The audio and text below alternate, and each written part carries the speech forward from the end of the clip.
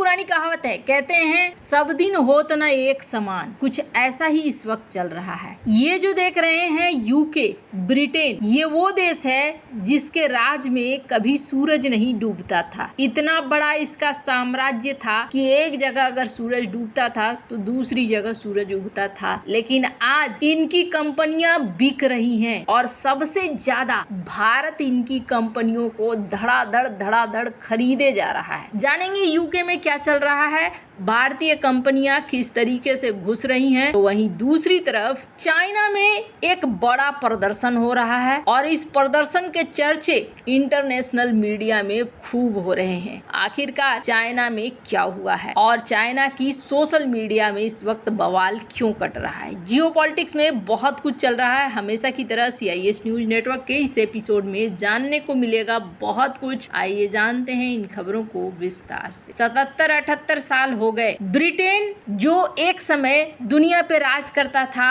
आज उसकी स्थिति खराब पे खराब होती जा रही है। इकोनॉमी धीरे धीरे धराशायी वाले रास्ते में पकड़ रही है और अब यूके अपनी इकोनॉमी को संभालने की कोशिश में लगा हुआ है। और इस बीच क्या हो रहा है कि भारत के कम से कम 1000 कंपनियां इस वक्त यूके के अंदर हैं और कितना टैक्स देती हैं, $1.5 बिलियन का टैक्स दिया जाता है भारतीय कंपनियों द्वारा यूके की गवर्नमेंट को। और बड़ी संख्या में इन्होंने एम्प्लॉई बनाकर रखा हुआ है। आपको बता दूं, इस वक्त अगर सारी कंपनियों का कंबाइंड रेवेन्यू निकाला जाएगा ना तो $87 बिलियन ये हर साल यहाँ पर कमाते हैं। कुछ इस तरीके का रेवेन्यू है। अभी ताजा एक बड़ा डील करा है भारती के एयरटेल ने, स्क्रीन पर आप देख सकते हैं, जिसमें इन्होंने वहाँ की एक बड़ी कंपनी जो टेलीकॉम की कंपनी थी उसके साथ डील करा है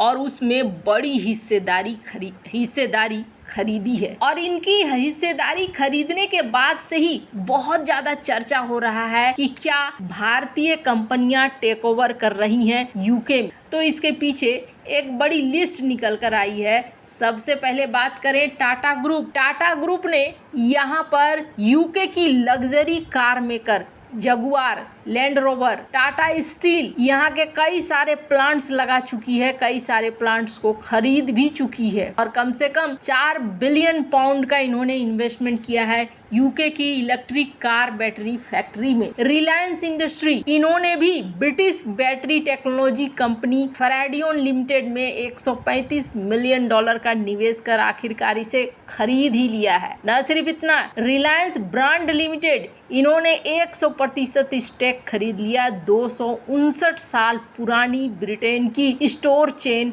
हैमलेस। इसके अलावा विप्रो की बात करें तो इन्होंने भी यूके बेस्ड मैनेजमेंट कंसल्टेंसी को $1.45 बिलियन में खरीदा 2022 में। आइसर मोटर की बात करें तो इन्होंने रॉयल इनफील्ड को खरीद लिया। महिंद्रा एंड महिंद्रा की बात करें तो इन्होंने BSA मोटरसाइकिल को खरीद लिया। इसके अलावा TVS मोटर कॉर्पोरेशन की बात करें तो इन्होंने एवको लिमिटेड को खरीद लिया। यूके फिनटेक की बात करें तो इन्होंने ब्रिटिश डिजिटल जोपा, इसमें £32 मिलियन का इन्वेस्टमेंट करा है। इसके अलावा बहुत सारी लंबी चौड़ी कंपनियों की लिस्ट है। इसीलिए कहा जा रहा है कि धीरे धीरे यूके की अर्थव्यवस्था में भारतीय कंपनियों का एक बहुत बड़ा रोल होता जा रहा है और कहीं ना कहीं ये एक तरह से आर्थिक टेक ओवर की तरफ बढ़ रहा है। खैर, अब जहां यूके में भारत का डंका बज रहा है, भारत और UK free trade agreement sign करने पर भी बात कर रहे हैं, तो वहीं दूसरी तरफ एक बहुत ज्यादा चर्चा मची हुई है और ये चर्चा मची हुई है एक प्रोटेस्ट को लेकर। ये जो आप देख रहे हैं तस्वीर, इस तस्वीर में आपको दिख रहा है बहुत सारे लोग जो इस वक्त चाइना में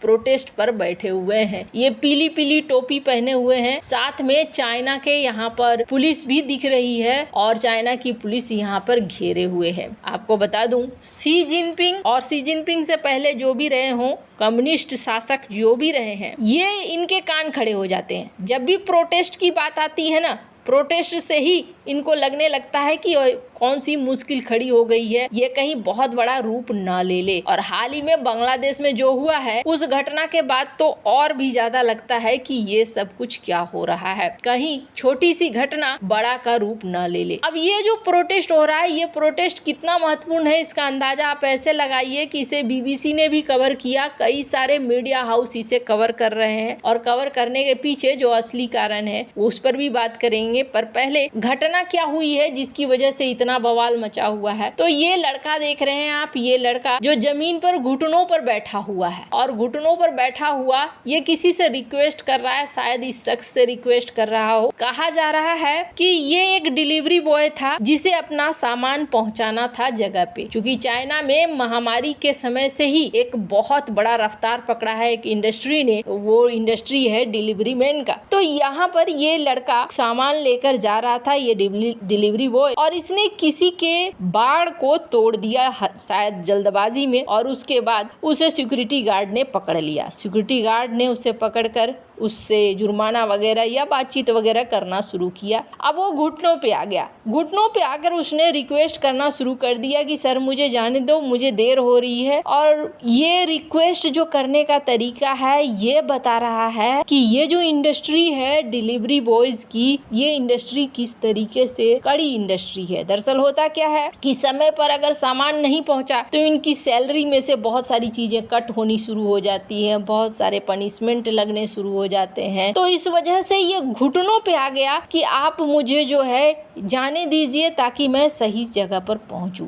ये सोशल मीडिया पर वायरल हुआ, और जैसे सोशल मीडिया पर ये जो तस्वीर वायरल हुई है, इस तस्वीर के वायरल होने के बाद डिलीवरी बॉयज, आम जनता ये यहाँ पर खड़ी होनी शुरू हो गई, प्रोटेस्ट होना शुरू हो गया। अब ये लोग क्या मांग कर रहे हैं, ये लोग दो चीजों की मांग कर रहे हैं। एक तो सबसे पहले माफी मांगो जो उसके साथ तुमने किया, उसको रोक कर या उसके समय को बर्बाद करके। और दूसरी बात ये कही जा रही है कि ये जो इंडस्ट्री है आखिर ऐसी क्यों है। अब यहाँ पर तुरंत से पुलिस वगैरह की तैनाती हो गई ताकि चीजें खराब न हो, क्योंकि चाइना का एक बड़ा ही अजीब सा इतिहास रहा है। स्क्रीन पर आप देख सकते हैं तियानमेन से लेकर बहुत सारी चीजों का, इसलिए ये किसी मामले को आगे बढ़ने देना नहीं चाहते थे। अब यहाँ पर अभी तक फैसला नहीं हुआ है कि आगे क्या हो, पर दो चीजें हैं, एक तो ये घटना और दूसरी एक और घटना, चाइना के अंदर ना बहुत सारे इंफ्रास्ट्रक्चर इस बार की बारिश में गिरे हैं,